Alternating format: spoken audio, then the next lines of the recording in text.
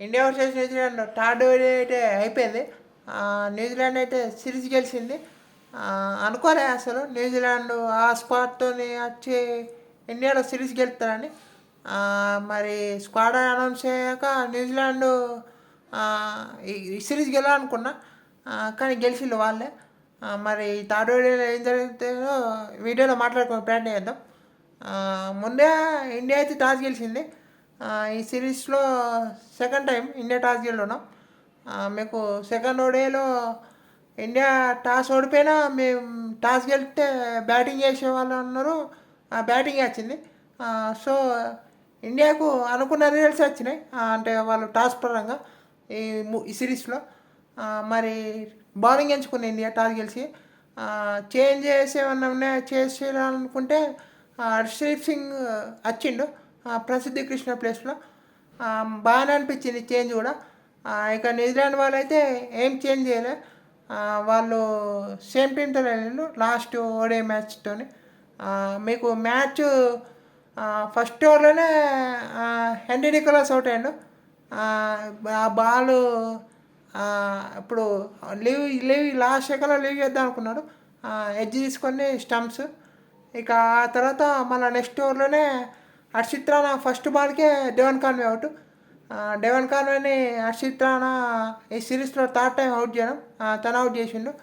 మంచి catch edge తీసుకొని స్లిప్లో catch Rohit Sharma. ఇక మంచి స్టార్ట్ వచ్చింది అనుకున్నా ఇండియాకు. మీకు ఆ తర్వాత కూడా డ్యారీ మిచెల్ రన్అట్ ఆప్షన్ ఉండే.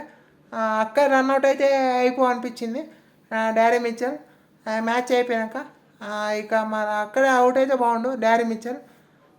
మీకు విలియంగున్ను డ్యారీ మిచెల్ లెక్క మళ్ళీ మంచి చిన్న పార్ట్నర్షిప్ లెక్క చేసిండు. విలియంగ్ అవుట్ అయ్యిండు. జడేజా మంచి క్యాచ్ అని చెప్పాలి. ఇక విలియంగ్ అవుట్ అయిన తర్వాత గ్లెన్ ఫిలిప్స్ వచ్చిండు. ఈ పార్ట్నర్షిప్ అయితే ఇక అసలే వీళ్ళు అవుట్ కాకుండా ఆడిండు. ఇక గ్లెన్ ఫిలిప్స్ కొంచెం టైం తీసుకున్న డ్యారీ మిచెల్ బాగా ఆడిండు. మీకు నితీష్ కుమార్ రెడ్డి తన స్పెల్ బాగా వేసిండు. ఫస్ట్ 5 ఓవర్స్ 6 ఓవర్స్ బాగా వేసిండు. 6 ఎకనామిక్తో వేసిండు. బాగా అనిపించింది నితీష్ కుమార్ రెడ్డి. మీకు కుల్దీప్ వచ్చినా మళ్ళీ రన్స్కి వెళ్ళిండు. ఫస్ట్ ఓవర్ 9 runs అట్లా రన్స్కి వెళ్ళిండు. ఫస్ట్ 3 ఓవర్స్ వేసిండు. మళ్ళీ ఆ తర్వాత కుల్దీప్ తీసుకురాలి. మరి జడేజాను 29th ఓవర్లో తీసుకొచ్చిండు. నాకు కొంచెం ముందే తీసుకొస్తే బాగుంది అనిపించింది. సిరాజ్ బాగా వేసిండు. తన స్పెల్ సెకండ్ స్పెల్ కానీ అన్ని స్పెల్స్ బాగా వేసింది సిరాజ్. వీళ్ళ పార్ట్నర్షిప్ కొనసాగుతూనే పోయింది. అసలు వీళ్ళు అవుట్ కాకుండా వీళ్ళు వీళ్ళ పార్ట్నర్షిప్ అయ్యి 200+ దాకా అయింది. ఇక మీకు డ్యారీ మిచెల్ సెంచరీ వేసుకున్నాడు. తను ఇక ఇండియాపై తన రీసెంట్ ఫామ్ అయితే బాగుంది. లాస్ట్ 7-8 ఓడేస్లో ఇండియాకి అగెన్స్ట్ ఒక్క మ్యాచే ఫెయిల్ అయింది అనుకుంటా. అన్ని మ్యాచ్లలో 50 కన్నా ఎక్కువ రన్స్ చేసిండు. ఇక మళ్ళా డ్యారీ మిచెల్ ఇక గ్లెన్ ఫిలిప్స్ అవుట్ అయ్యిండు. తను సెంచరీ వేసుకున్నాడు హర్షదీప్ బౌలింగ్లో. ఇక మరి జడేజాను 38th ఓవర్లో తీసుకొచ్చిండు. మరి తనను కొంచెం ముందు ఇంటర్వ్యూ చేసినా అనిపించింది. ఇక మళ్ళా గ్లెన్ ఫిలిప్స్ అవుట్ అయ్యిండు. ఆ తర్వాత మళ్ళా డ్యారీ మిచెల్ అవుట్ అయ్యిండు.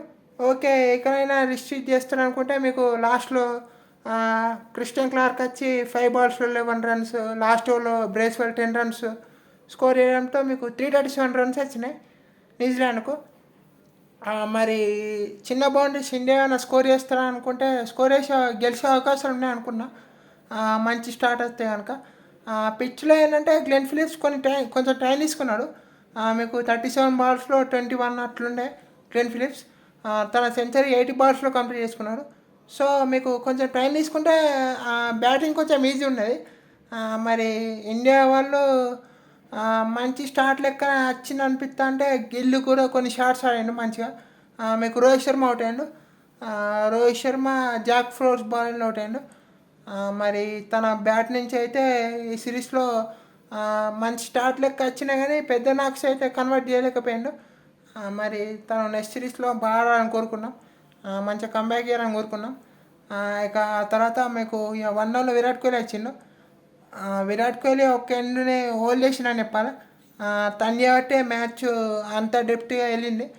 ఇండియా కూడా అంత తక్కువ డెఫిసిట్ కూడా ఓడిపోయింది అనిపించింది. ఇప్పుడు మీకు కోహ్లీ ఉన్న అదర్ రెండు వికెట్స్ పడితేనే వచ్చినాయి.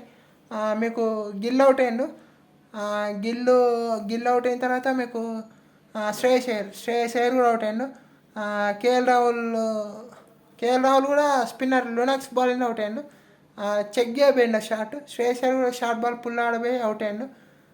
గిల్ మంచి బాల్ అని చెప్పాలి. జేమిన్సన్ అది ball of the tournament, ball of the series అనిపించింది. పడి మూవ్ ఇన్స్వింగ్ అది. మరి అసలు బౌలింగ్ మన ఇండియా వాళ్ళ దగ్గర నుంచి కనిపించలే. మరి అప్పుడు ఆ బాల్ చూసినాక పిచ్లో ఆయన హెల్ప్ ఉన్నా అనిపించింది. కానీ గిల్ అవుట్ అయ్యండి. ఇక మీకు 4 వికెట్ డౌన్ అనగా నితీష్ కుమార్ రెడ్డి వచ్చిండు. నితీష్ కుమార్ రెడ్డి వచ్చిండు. సారీ జడేజా వచ్చిండు అనుకుంటా. సారీ నితీష్ కుమార్ రెడ్డి వచ్చిండు. నితీష్ కుమార్ రెడ్డి వీరిద్దరి మధ్య మంచి పార్ట్నర్షిప్లోకి వెళ్ళింది. మంచి పార్ట్నర్షిప్. కొంచెం టైం తీసుకున్నారు వీళ్ళు. అంత మిడిల్ ఓవర్స్లో అంత కొద్దిసేపు కొన్ని బౌండరీస్ రాలే. కొంచెం టైం తీసుకున్న నితీష్ కుమార్ రెడ్డి కొన్ని షార్ట్స్ ఆడిండు. ఒక 6 అట్లా బౌండరీస్ స్కోర్ చేసిండు. తన 50 అవుట్ అయిన తర్వాత అవుట్ అయ్యిండు. ఇప్పుడు నితీష్ కుమార్ రెడ్డి తర్వాత జడేజా వచ్చిండు. జడేజా కూడా లినక్స్ బౌలింగ్లో స్టెప్ అవుట్ అయ్యిండు. ఇక ఆ తర్వాత హర్షిత్ రాణా వచ్చిండు. హర్షిత్ రాణా అసలు ఎక్స్పెక్ట్ చేయలేదు తను అట్లా ఆడతాడని. తను 50 కూడా స్కోర్ చేసుకున్నాడు. తనున్న మ్యాచ్ గెలుసు ఇండియా అనిపించింది. మంచి పార్ట్నర్షిప్. సో నితీష్ ఉన్న మ్యాచ్ గెలిచి అనిపించింది. లాస్ట్లో ఇక కోహ్లీ సెంచరీ వేసుకున్నాడు. కోహ్లీ ఇక తన ఒక్కని వల్ల కాలే ఈ మ్యాచ్లో. సో కోహ్లీ అవుట్ అయ్యిండు. కోహ్లీ అవుట్ అయిన తర్వాత నెక్స్ట్ బాలే హర్షదీప్ బాల్ ఇట్లా రన్అట్ ఇట్లా అయింది. ఇక ఇండియా అయితే ఓడిపోయింది. వాళ్ళ న్యూజిలాండ్ వాళ్ళ మిడిల్ ఓవర్స్లో 30 ఓవర్స్లో వాళ్ళు 150 ఏమో ఉండే అంతే. వాళ్ళ లాస్ట్ 20 ఓవర్స్లో మీకు 150 177 రన్స్ చేసిండు. ఇక లాస్ట్ 20 ఓవర్స్లోనే గేమ్ న్యూజిలాండ్ ఫస్ట్ బ్యాటింగ్ చేసినప్పుడు గుంజుకున్నా అని చెప్పాలి. మీకు బాల్ చేంజ్తోనే లాస్ట్ 20 ఓవర్స్లో 177 చేయడం అంటే అంత ఈజీ కాదు. ఇప్పుడు డ్యారీ మిచెల్ మిడిల్ ఓవర్స్లో బాగా ఆడడం, అటు డ్యారీ మిచెల్ బాగా ఆడడం వల్ల ఇటు గ్లెన్ ఫిలిప్స్ కూడా కొంచెం హెల్ప్ అయింది తను స్టార్టింగ్లో సెటిల్ కావడానికి. మరి శుభ్మన్ గిల్కి ఇంకా ఓడిఐస్లో అయితే విన్ రాలే. మరి తను వన్డేలలో ఇంకా విన్ చేయాలి ఒక సిరీస్ అన్న. ఇది తన సెకండ్ సిరీసే. ఇంకా సిరీస్లు ఉన్నాయి. మరి వరల్డ్ కప్ లోపు 2027 వరల్డ్ కప్ లోపు మంచిగా ఇంకా క్యాప్టెన్సీ కొంచెం బాగుంటాయి అనిపించింది. మీకు వారిద్దరూ గ్లెన్ ఫిలిప్స్ను డ్యారీ మిచెల్ ఆడుతున్నప్పుడు చాలా పేషెన్స్తోనే వేయించిండు. అయినా పర్లేదు, రన్స్ వెళ్ళినా పర్లేదు, కుల్దీప్ అన్న జడేజా అన్న ఇంకొద్దిసేపు ముందు తీసుకొస్తే కుల్దీప్కి ఇంకొన్ని ఓవర్స్ ఇస్తే అనిపించింది. అప్పుడు ఏమైనా వికెట్స్ తీసే అవకాశం ఉంది కావచ్చు. ఇక మరి సిరీస్ అయితే న్యూజిలాండ్ గెలిచింది 2-1తో. మరి చూద్దాం మరి ఇప్పుడు న్యూజిలాండ్తో T20 సిరీస్ ఉన్నది. ఆ సిరీస్ ఎట్లుంటుందో